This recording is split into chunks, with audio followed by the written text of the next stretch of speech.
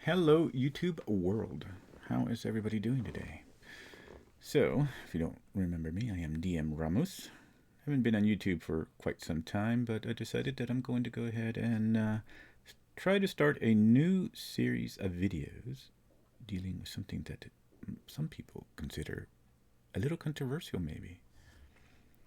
But we're going to go ahead and jump over to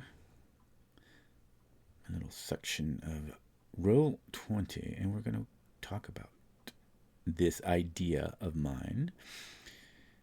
So, I do run some games on Sundays. Usually, I stream live on this channel. And I'm going to be, well, I actually do use a lot of the stuff I'm going to be talking about in the series of this. So, hopefully, this will be an introduction to AI DMing that might capture some flame here in the comments, maybe, if this video ever gets big. But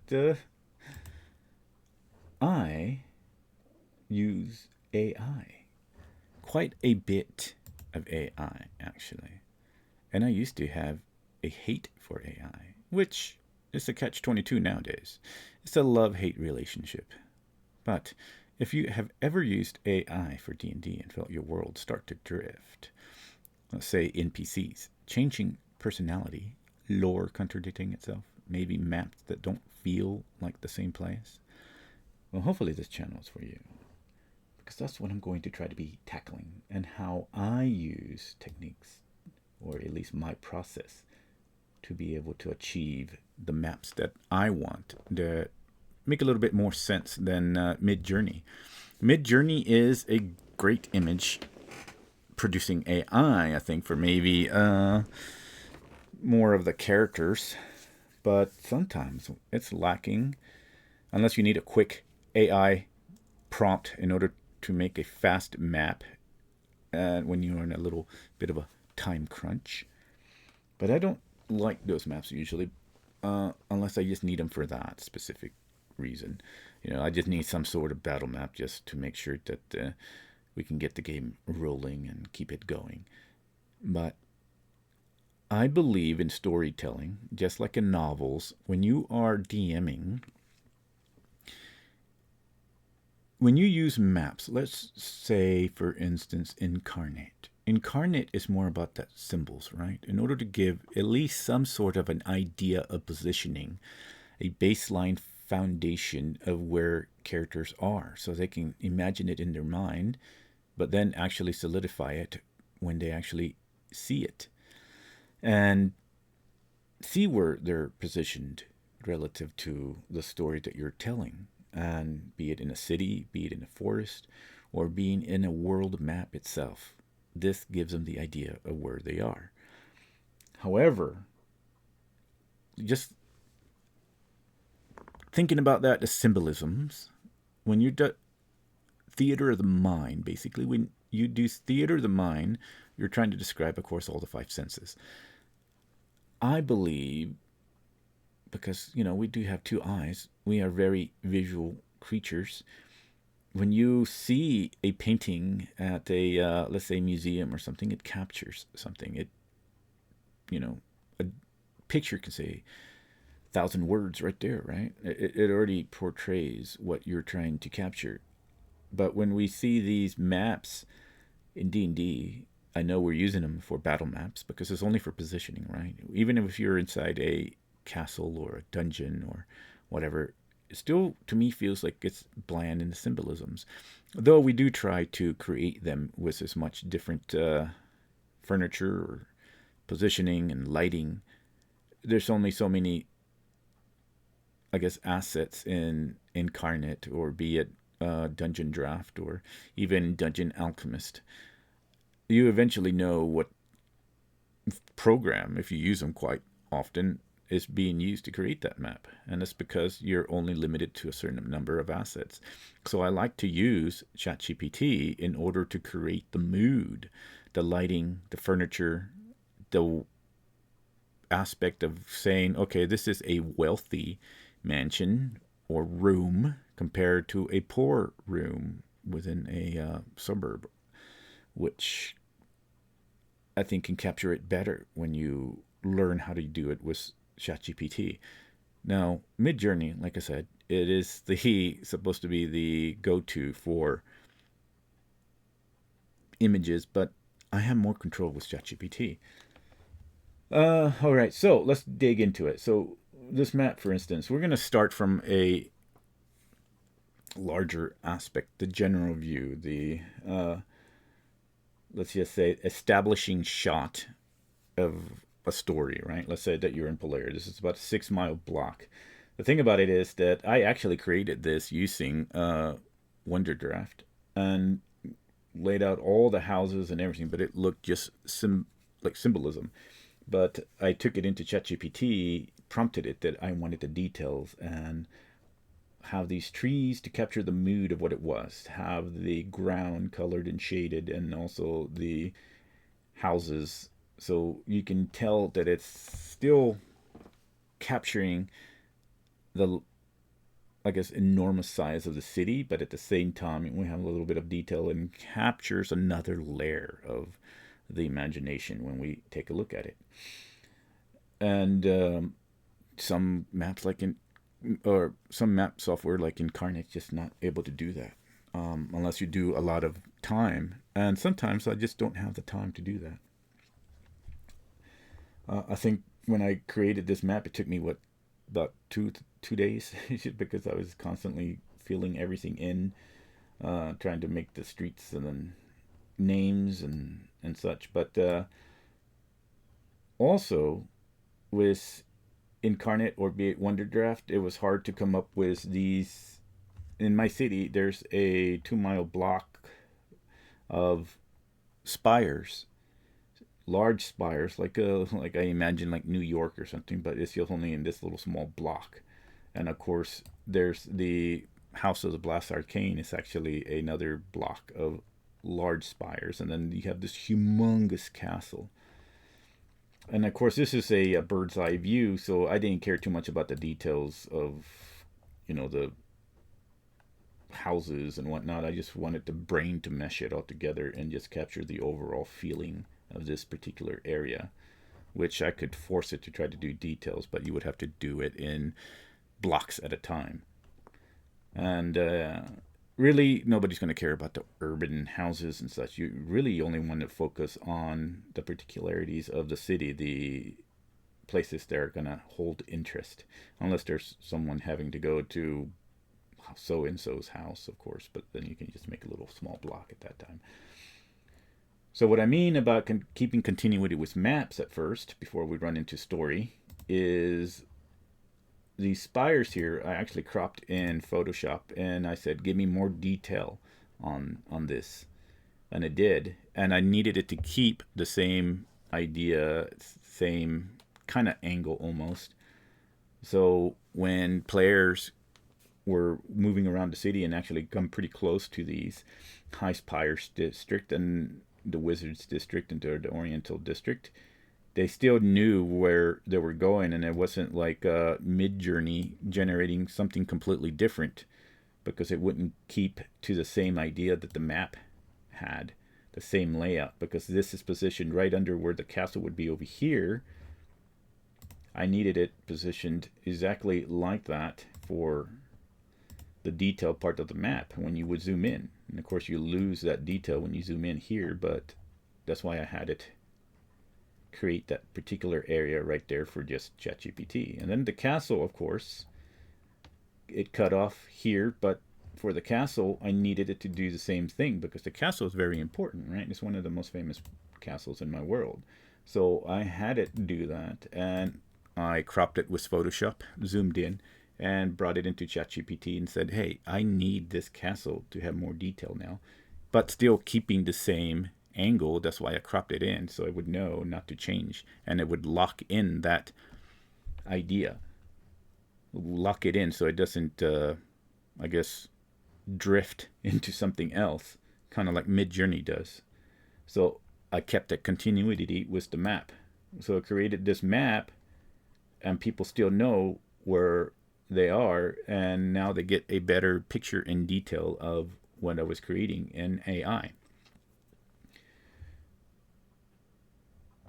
And I use different programs in order to create the maps and then bring them into ChatGPT when I actually want to create mood next, right? So what do I mean by that? Let's go ahead and try to show you some examples of what I mean when I say creating the mood of this. See if I can open up my folder here. So, when I'm talking about creation of the mood, there we go. So this map I created in Dungeon Alchemist. It's the Scarlet Coin Tavern. Jump that back over here again. And so this is the Scarlet Coin Tavern currently happening in my Sunday campaign where people are visiting. So this map right here, I tried my best in order to kind of create that idea of, it's in the slum area of Brinsistria. But the problem with this is that even though I love Dungeon Alchemist, especially with the ability to now add layers and roofs, and you can create so many cool things with it, it's still limited to a certain way of capturing the elegance once you walked inside of the tavern compared to me just using these assets. So I wanted to still keep the same layout, but have it more elegant in style, more detail in the furnituring, and capture that mood of what it really stood for. Kind of like when you do with novels, right? When you write a novel, you not only capturing the idea where people are, you also have to capture it with the mood, be it the five senses, but visual for sure. You capture the mood of, well, this is a wealthy area because you're describing the draperies and the lush or plush setting arrangements and furnishings, of course. So what I did was this: if we are able to jump into, see if I can actually go one step back here, go into another step back here, and then go into the dock tower, launch that one, and I'll show you what I mean. So, this is one area that I'm talking about. So see how compared to what we had here, now we have this in an isometric, or it could be a diametric view here. But you immediately are able to capture the idea and mood of this image. And there's just something you cannot do with any of the map making programs, at least right now, that we have up there. But of course, with that particular map, as what I'm talking about is, let's go to the lower ward. The Scarlet Coin, of course, is filled with many people right now. So now that we go into the Scarlet Coin, you can actually see a little bit of a difference there compared to what I had done in the Dungeon Alchemist program. You see the detail of the carpet. The chair is a little bit more elegant, and it still keeps the idea that it's still part of a slum area, but a little bit more higher class. You actually can see the champagne sections, and then the bar area here, the stairs. So this is where I was more concerned about. As people walk in, I wanted to capture that idea of a little bit higher class and elegance compared to the rest of the outside, which I had to try to keep to the idea of the building with the doors, and goes into a little alcove. Of course, I hadn't finished this one because I didn't think anybody would ever step out these doors, but there should have been stairs right here.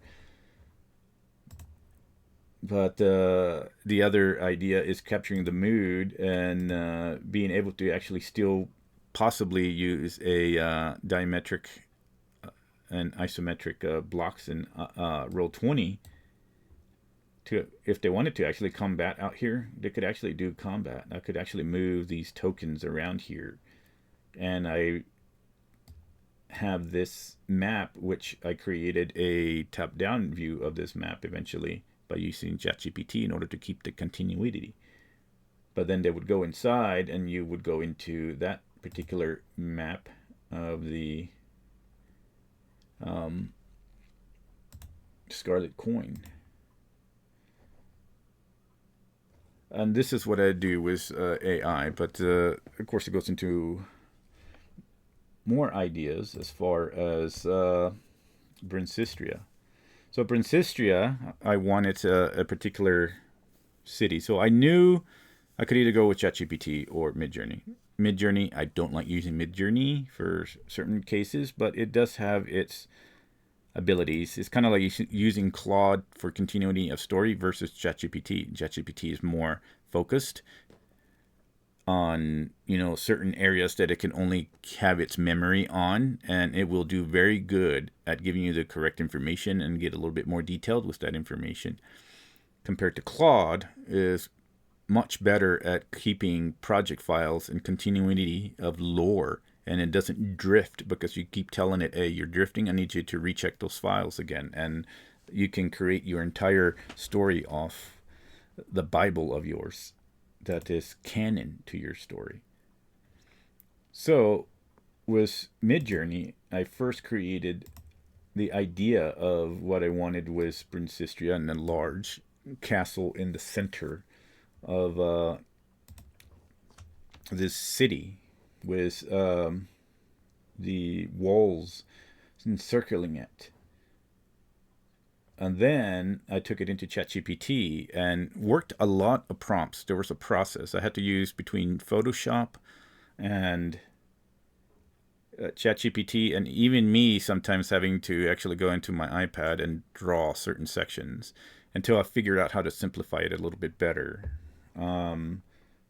So when you actually go now into the Brinsistria district, all this stuff, this is such a large city, you're only going to have points of interest, right? Like a video game almost. But I created and told it to finally lock on to what I wanted to. Like this thing right here, that aspect ratio took me forever. That was one of the harder ones. So I finally figured out how I needed it to do the process of capturing if somebody was standing at a, let's say, like an ant view perspective, looking up at the castle, but still keep the same kind of architecture of that castle. And then I needed this architecture here to be the same for just about all the rest of this city where they would go.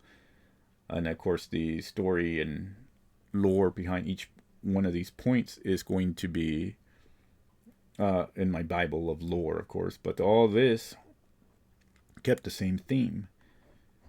So I created all these blocks that people can actually use tokens on if they need be and still do a battle out here. But now it gives that immersion a little bit more bite to it. And of course, there's larger parts of the section that I would like to have for parts of the city that are not necessarily the more higher up layer of importance, but maybe in a urban area that might go to, like the park where my group arrived in.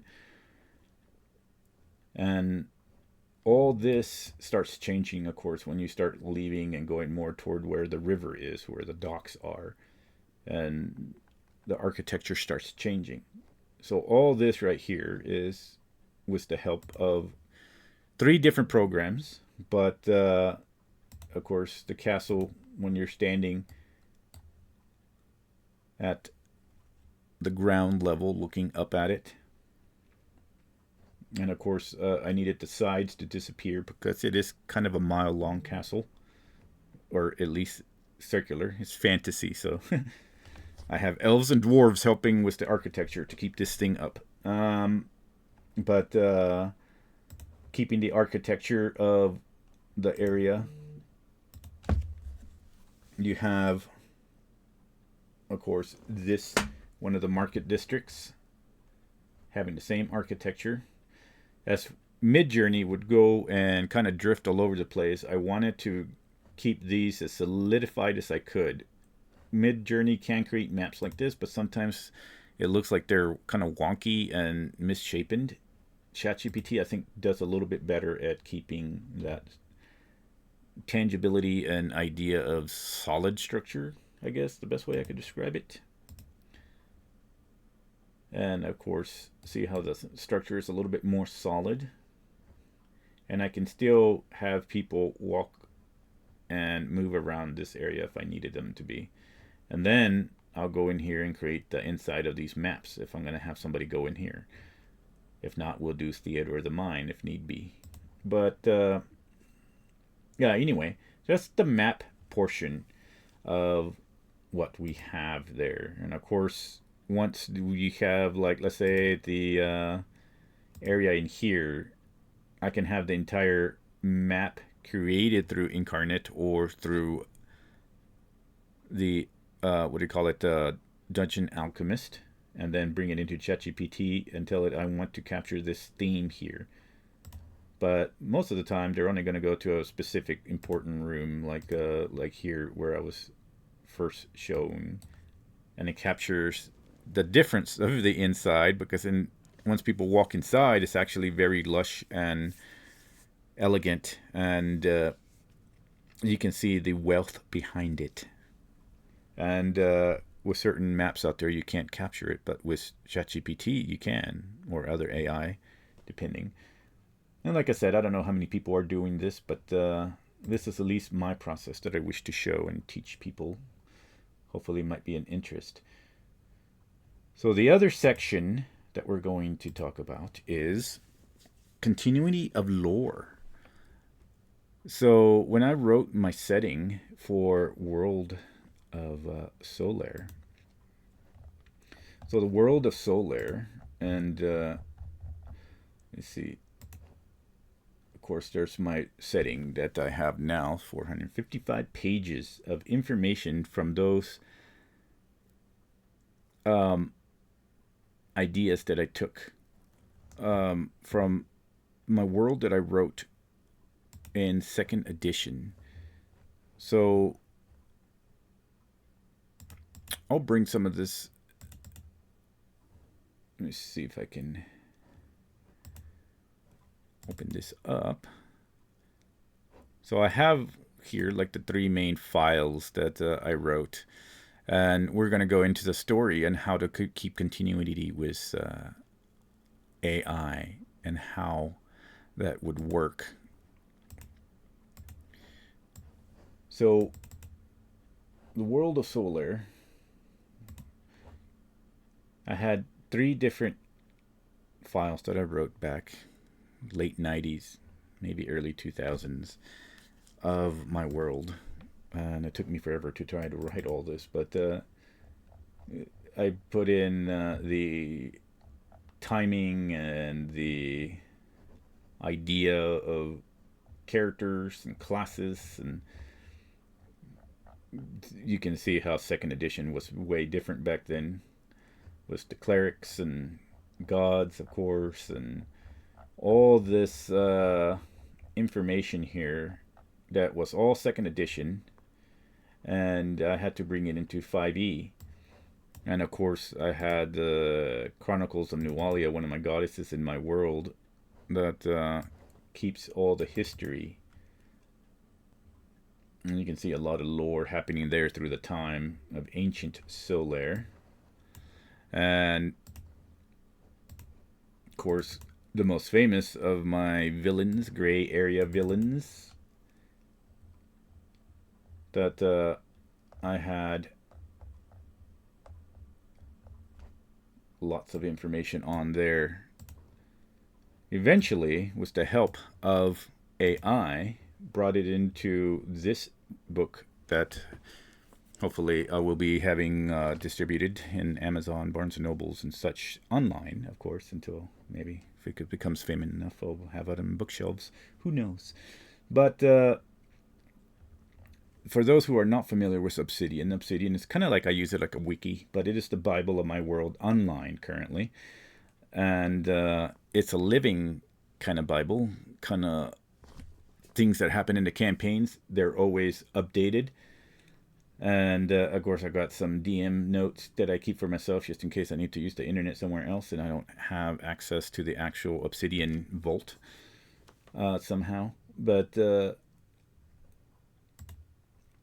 so these artifacts, okay, but these arrows will open up into the folders for each specific,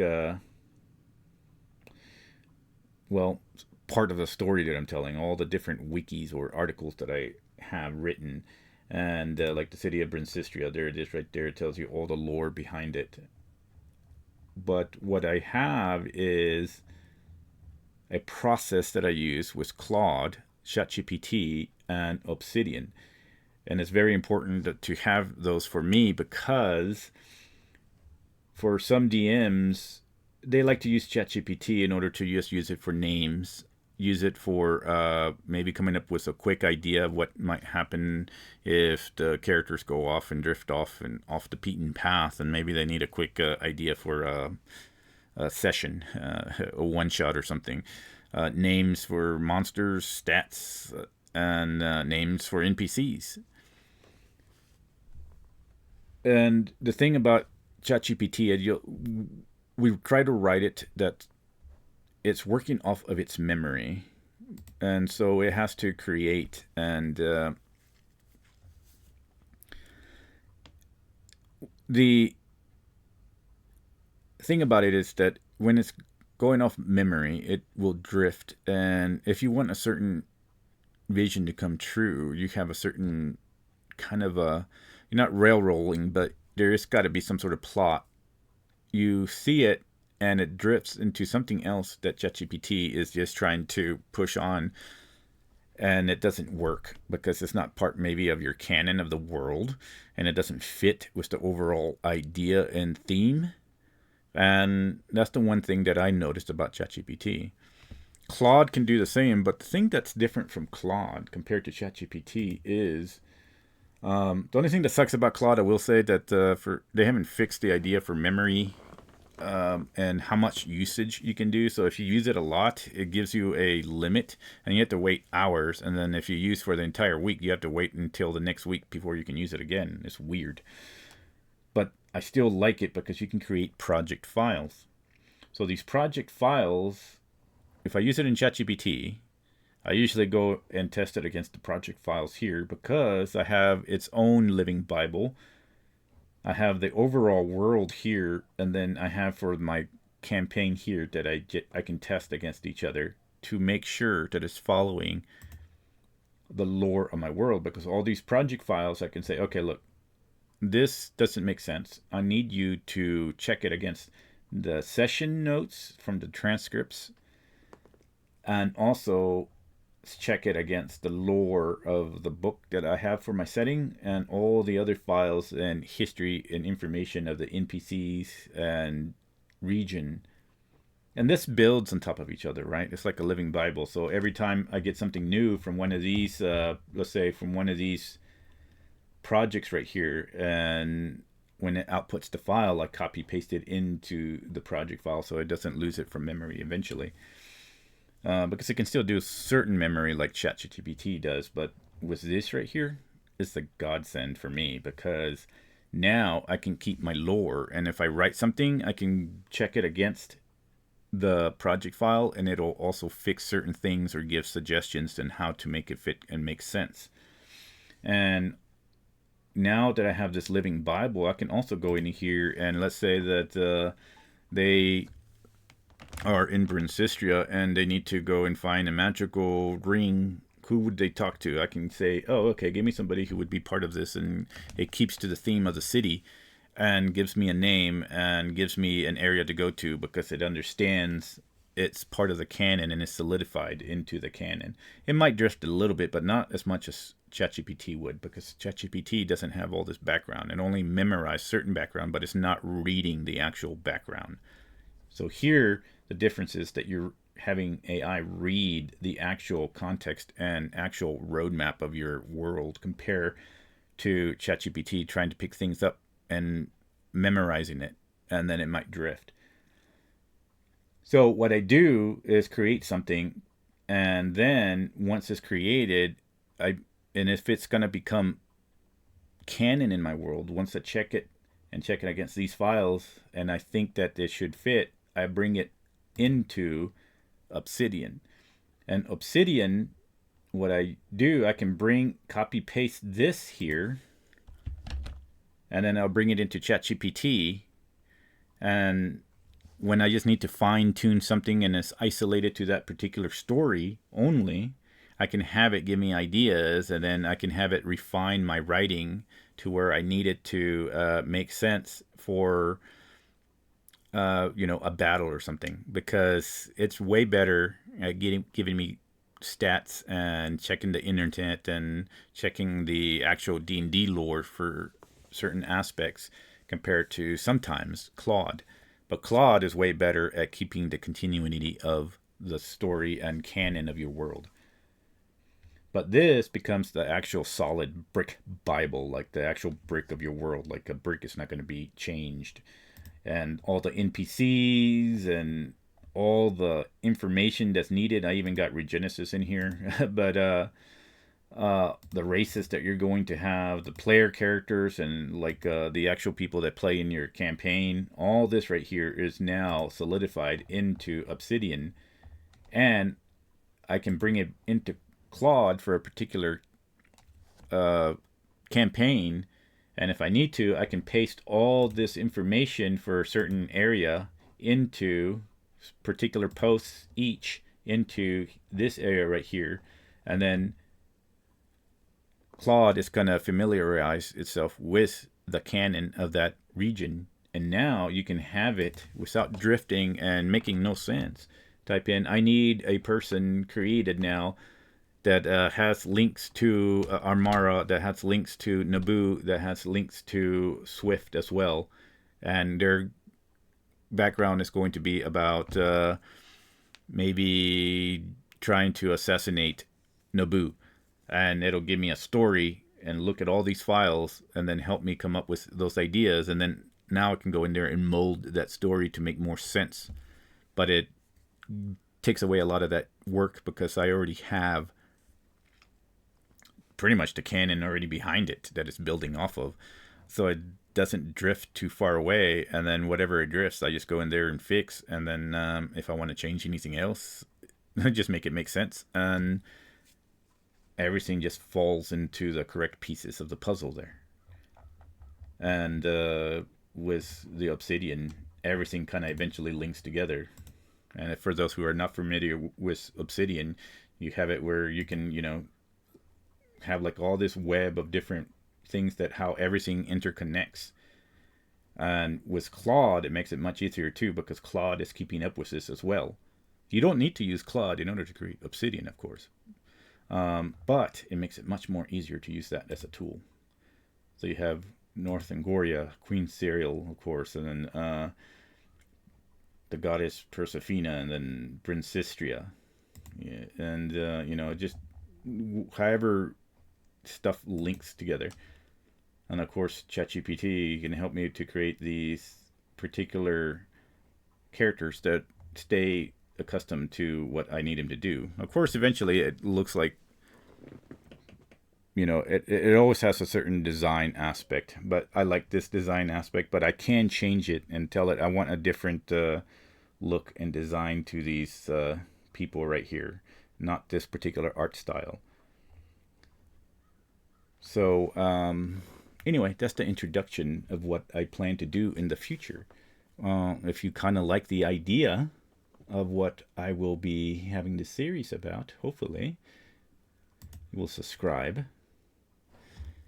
And I'll probably do Obsidian, ChatGPT, and Claude for the next video.